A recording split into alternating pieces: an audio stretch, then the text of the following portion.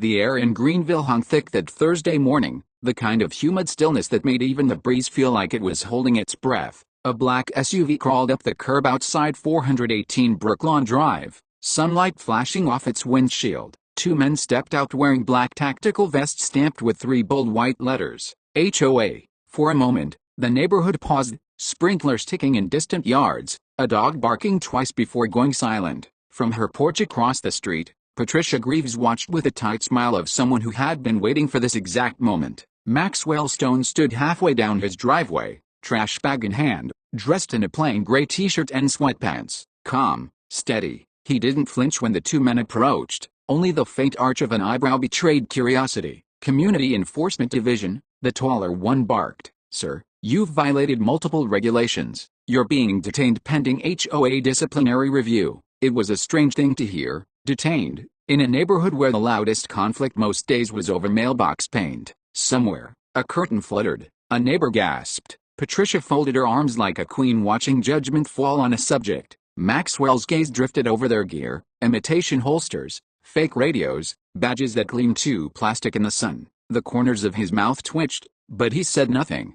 Inside the house, Nina Stone peeked through the window, phone in hand, recording. Her heart thudded hard enough that she could feel it in her throat. The scene froze there, heavy with the weight of misunderstanding and arrogance, a neighborhood's illusion of order about to crack wide open. And to understand how it had come to this, how a quiet man with a peaceful soul became the target of a self-made tyrant, we have to go back. Greenville's Brooklawn Estates wasn't just a neighborhood, it was a performance. Lawns cut to identical lengths, driveways scrubbed until they glowed, mailboxes painted in HOA-approved shades of creme cloud and Patriots late. The community newsletter opened every month with the same line, "We take pride in perfection." At the heart of it all stood Patricia Greaves, mid-50s, silver bob, and a clipboard that might as well have been a sword. She called herself the steward of standards. Others called her something else behind closed doors. For years, she ruled with citations and fines, as if her power were ordained by something higher than bylaws. Children learned early,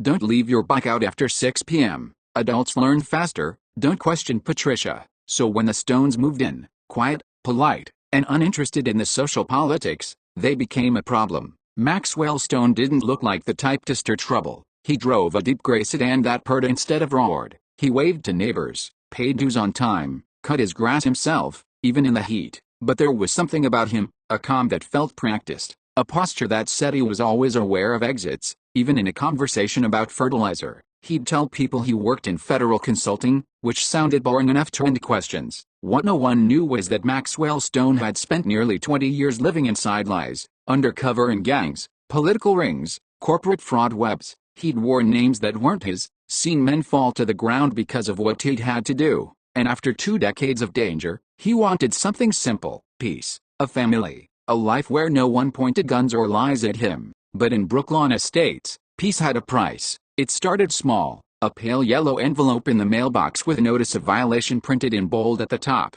Your security cameras are positioned in a way that violates community privacy standards. He read the sentence twice, then looked at the small black dome above his garage, one camera facing his own driveway. He smiled faintly and tossed the paper into the trash. A week later came another letter, then another. Your vehicle appears too aggressive in design. Your front lights emit a non-compliant hue of white. Please remove unsanctioned flora from your flower bed. Each one signed, in looping cursive, Patricia Greaves, HOA president. Nina had laughed at first. Aggressive car? What does that even mean? Maxwell only shrugged. Some people need control. Let her think she has it. He dealt with far worse than a suburban tyrant with a clipboard. But people like Patricia never stopped at a no. At the next HOA meeting, Patricia stood beneath the fluorescent lights of the community center, voice sharp as vinegar. We have a resident refusing to comply with privacy guidelines, she announced. He's recording the rest of us, without consent. Murmurs spread like ripples across a pond. Some nodded, others shifted uncomfortably.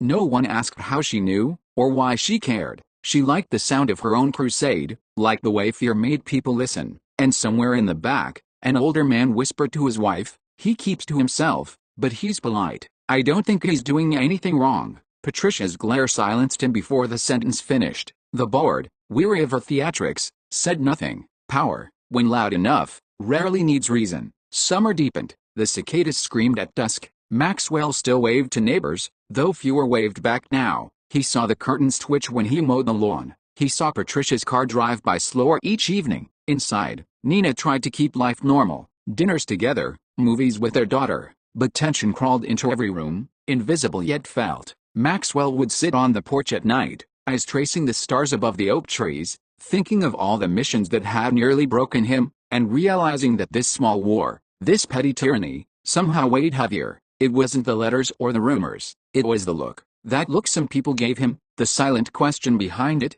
Why does he make her so angry? He'd faced corruption at the highest levels, but he knew this flavor of power. It wasn't about justice, it was about ego. A week before it all unraveled, Patricia called an emergency HOA session. Only 5 people showed up. She arrived with a folder stuffed with photos, snapshots of Maxwell's home, taken from the sidewalk. This, she said, slapping a picture onto the table, is a man who thinks he's above the rules. Her voice shook with something between fury and obsession. I've already taken steps. We have a private enforcement group, licensed, of course. They'll handle it if he refuses to comply. Private enforcement, someone repeated, uneasy. Patricia smiled tightly. The HOA police will make him understand. No one dared ask how she had authority for that. The meeting ended in silence, broken only by the rustle of her clipboard closing like a judge's gavel. Now, here they were, Patricia, her imposter officers, and the man she thought she could humiliate. The taller fake officer stepped closer. Sir, don't make this harder than it has to be. Maxwell's tone was calm, almost kind. Harder for who? Patricia's smile widened. You've ignored repeated warnings, Mr. Stone. It's time for consequences. A flash of something crossed Maxwell's face. Not fear, not anger, just quiet disappointment. From behind him, Nina's voice trembled. You can't do this. You have no right to. Ma'am, step back, one of the men interrupted. This is official community business. The absurdity of the words would have been almost comic if it weren't for the weight of their arrogance. The plastic badges gleamed. The neighbors' eyes hid behind blinds, and Patricia stood, basking in borrowed authority. Maxwell lowered the trash bag onto the driveway and looked at the men carefully, how their fingers fidgeted near their belts, how one radio's antenna was bent, how their uniforms didn't match. He'd seen pretenders before. He knew how they broke. You boys sure you want to go through with this? He asked softly. The question hung in the air, carried by the hum of distant lawnmowers and the crackle of heat. Then, a faint sound, a siren, somewhere beyond the rows of perfect houses, still distant, but growing. Patricia didn't notice. She was too busy savoring what she thought was victory. The siren still echoed faintly somewhere beyond the trees, a thin silver thread winding through the humid Carolina air. Patricia didn't notice. Her attention stayed locked on Maxwell Stone, that quiet man who never raised his voice and somehow made her feel small simply by standing still. The taller officer shifted his weight. Sir, step back from the property. You're under HOA disciplinary detainment. The words sounded official enough to the onlookers who had gathered behind curtains and cracked blinds, but to Maxwell they were the clumsy echoes of a lie. He'd heard the real thing before. Federal raids, sting operations, the clipped rhythm of trained law enforcement. This was theater. He lifted his eyes to the man's vest. The stitching was uneven, the badge slightly crooked. Detainment, he repeated softly. Under what statute? Article 7, Section C, failure to comply with community enforcement. Patricia added quickly, that's right. You've been warned, Mr. Stone, multiple times. The shorter man adjusted his fake radio. A burst of static hissed, then silence. Hands where I can see them, the taller one ordered. Maxwell didn't move. His voice stayed low, measured. This is your final chance to walk away. There was no anger in it, only certainty, and that made the imposters uneasy. Across the street, blinds fluttered. Mrs. Henson held her breath while her husband whispered, those aren't real cops, are they? She didn't answer, because saying it aloud made it real, and real meant trouble. A child's bicycle lay tipped over at the end of a driveway, its wheel slowly spinning. Even that sound seemed loud. Nina, still recording from the porch, whispered into the phone's mic, they're fake, look at their badges. Her hands trembled, but her voice carried that instinctive calm of someone who knew the truth would need proof. Inside the house, their daughter peeked from behind the curtain, eyes wide.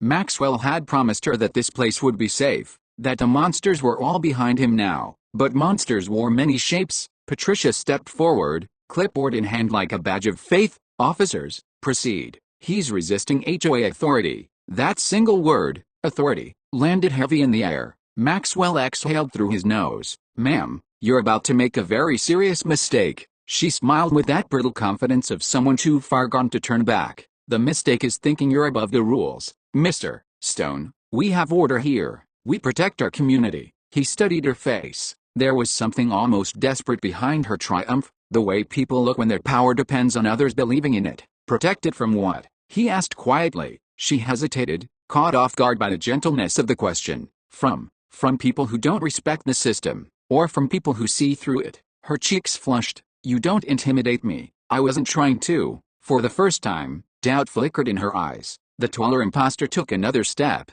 pulling a pair of handcuffs from his belt. Cheap, hollow metal that clinked instead of locking solidly. "Turn around. You really don't want to do that," Maxwell murmured. "Sir." He took half a step closer, then stopped when Maxwell's gaze met his. There was no threat in it, just a kind of stillness that seasoned agents learn, the quiet before control shifts. Patricia, sensing hesitation, barked, "Do it, now." The man lunged forward. Nina gasped. Maxwell didn't move. He let the cuffs touch his wrist, and in that instant, the faint hum of engines grew louder. Down the street, flashing red and blue lights spilled through the oak branches. A police cruiser, then another. Neighbors spilled onto porches now, drawn by the noise they could no longer ignore. Patricia's smirk faltered. "What you called them?" Nina lowered her phone just enough to answer, voice steady. "I did." The imposters froze, halfway between bravado and panic. Maxwell turned slightly, giving them room to retreat if they were smart enough to take it. "You've got one chance,"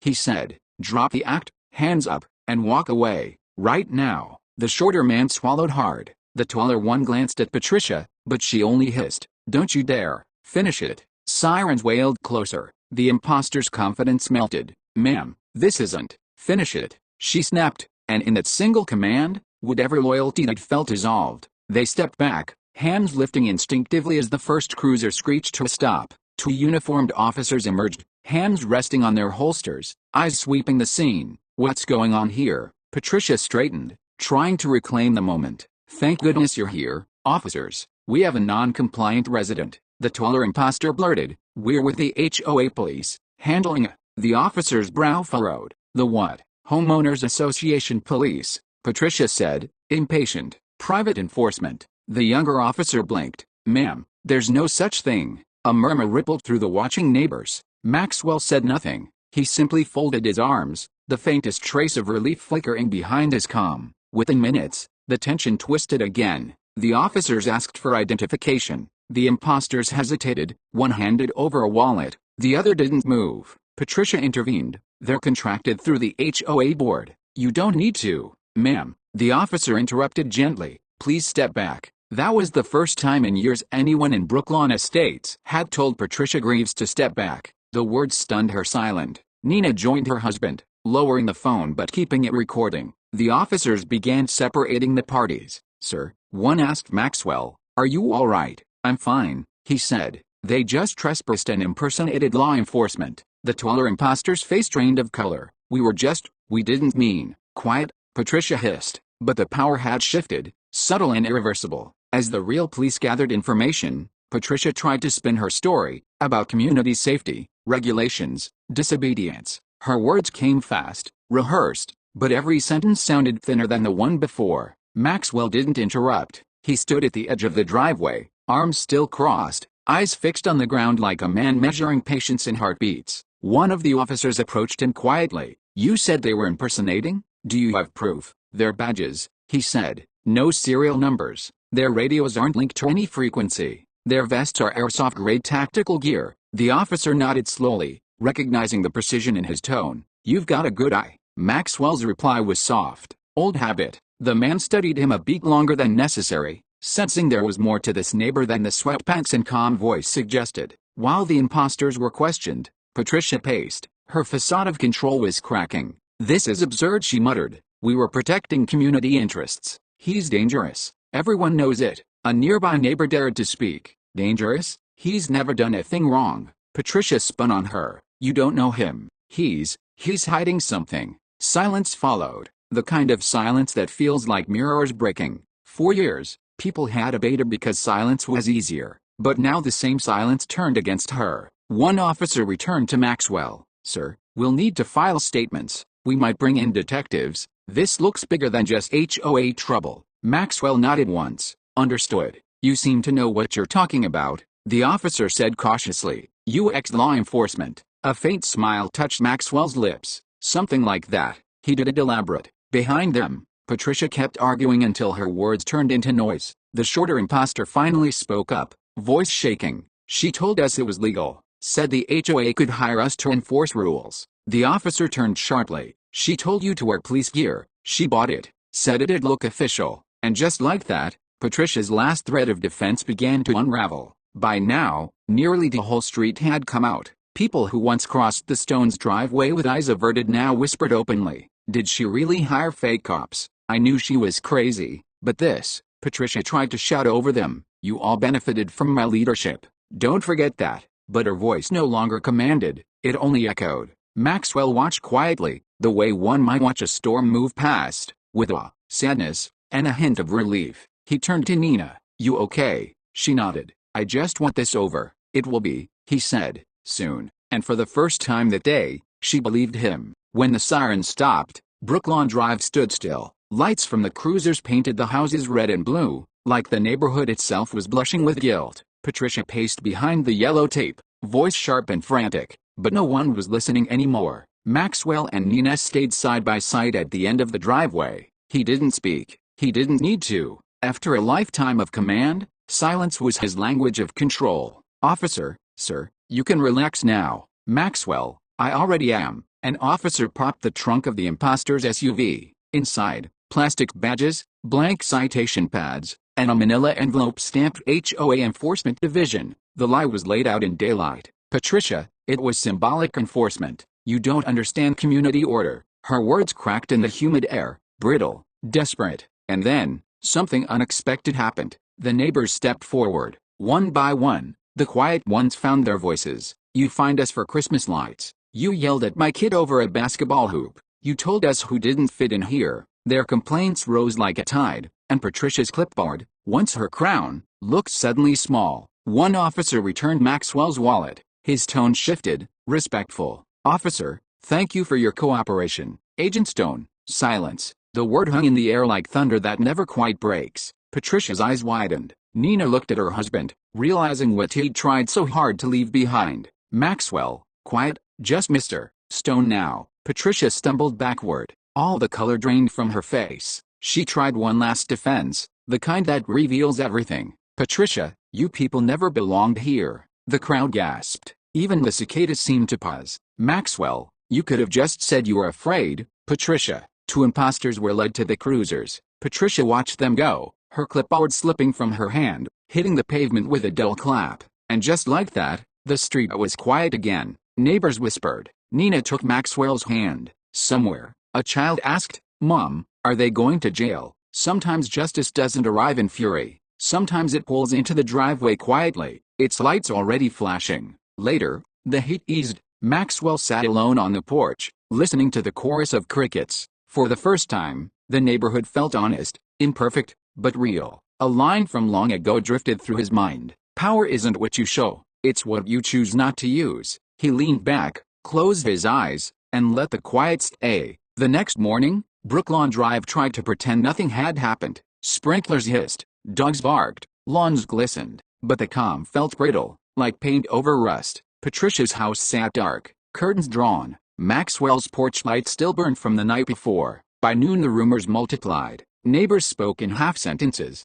FBI, arrest, planted evidence. Emails flew through the HOA thread, desperate attempts to rewrite the story. Maxwell read none of them. He was on his phone with someone who didn't appear in any HOA directory. You sure you're ready to stay out of this, Stone? Maxwell, I want to, but she's still digging. Voice, then maybe let her bury herself. And that was the moment he realized peace might require restraint and confrontation. Patricia refused to vanish quietly. Within 48 hours she was back online, posting statements, accusing Maxwell of intimidation, screenshots, half-truths, fear bait. Her last weapon wasn't power, it was narrative. Nina watched the post stack up on her phone. Nina, she's trying to turn it back on you. Maxwell, that's what people do when the truth scares them. 3 cars idled outside their house. Reporters, not agents. Patricia had leaked his name. Cameras flashed through the rain as he stepped onto the porch. Reporter, Agent Stone, were you running an illegal surveillance operation? Maxwell, no comment. The calm voice again. The storm, again. But inside, something cracked. Years of restraint pressed against the walls of his chest. He could end this with one call, one dossier, one release of the classified work that would shatter every lie she told. But that wasn't justice. That was vengeance. At midnight he walked the neighborhood alone. Rain slicked the pavement. Street lights flickered. He stopped in front of Patricia's house. Inside, silhouettes moved. Lawyers, perhaps, or denial itself. For a heartbeat, he imagined knocking on that door, showing her exactly who he was. The files, the authority, the fear. Then Nina's voice echoed behind him, quiet but steady. Nina, Max, come home. He turned. That simple request saved him from crossing a line that had swallowed many before him. Back on the porch, Maxwell watched the storm roll east. Lightning flashed on the horizon like distant gunfire. He thought of all the people he'd arrested, each convinced they were righteous, and he finally understood. Patricia's crime wasn't just control, it was fear disguised as order. 2 days later, an envelope appeared in his mailbox. No return address. Inside, photos, grainy surveillance of his family, and a note scrawled in red ink. You don't belong here either. He looked up the street. Patricia's car was gone, but someone else was watching. By morning, the rain had washed Brooklawn clean, but not quiet. The note in Maxwell's hand, you don't belong here either, still smelled of fear. He sealed it in a plastic sleeve, made a single phone call, and said only 3 words. It happened again. They came without sirens. 2 black SUVs, calm and precise. Patricia watched from her window as agents lifted boxes from the HOA office, the same office that had fined a neighbor for the wrong shade of mulch. Truth doesn't rush, it arrives exactly on time. Patricia tried to fight the tide. Press releases, interviews, excuses about symbolic enforcement. But paper trails don't lie. Each forged payment, each fake citation led back to her own account. When the investigators left her porch, the neighborhood was already gathering. The HOA meeting wasn't a meeting anymore, it was a reckoning. Patricia, I was only protecting standards. Resident, you were protecting power. Maxwell, and power built on fear never lasts. For once, Patricia had no clipboard, no echo, just silence. She caught Maxwell before he reached his car. Patricia, you could have destroyed me. Maxwell, no, I just stopped protecting you from yourself. She blinked, tears catching in the light. Then she turned away, small against the sunset. Mercy isn't weakness, it's proof you've already won. Later, children pedaled their bikes through puddles where squat cars had stood. Neighbors waved again. Nina laughed, an easy, honest sound. Maxwell looked down the street and finally saw peace that didn't need guarding. Sometimes justice doesn't thunder, sometimes it exhales. If you held the power to end someone who wronged you, would you use it, or let the truth finish the work? Weeks passed, the lawns grew, the laughter returned, and Brooklawn Drive began to sound like a neighborhood again. But peace, Maxwell knew, wasn't the absence of noise, it was the presence of honesty. He signed the last of the federal paperwork, case closed. No celebration, just a quiet signature, and the weight leaving his shoulders. Nina, it's over. Maxwell, no, it's beginning. They planted a small tree near the mailbox, the same spot where the fake officers had once stood. Neighbors joined, digging, laughing. No speeches, just the sound of shovels and forgiveness. Patricia moved away before winter. Some said she found work in another town, others said she finally learned the difference between rules and respect. Either way, the street stopped living in fear of clipboards. That night, Maxwell sat on the porch, a cup of coffee cooling beside him. Nina leaned against his shoulder. Their daughter slept upstairs. He looked out at the quiet homes and thought about every case, every chase, every moment when power tried to disguise itself as justice, and he smiled. Maxwell, justice isn't loud, it's steady. For the first time in years, he felt small, in the best way possible, because peace, real peace, is knowing you could fight, and choosing not to. If this story reminded you that true strength lies in restraint, take a moment to share what justice means to you. And if you'd like more stories about power, truth, and redemption, stay with us. Your time here keeps these stories alive. Don't forget to like, share, and subscribe.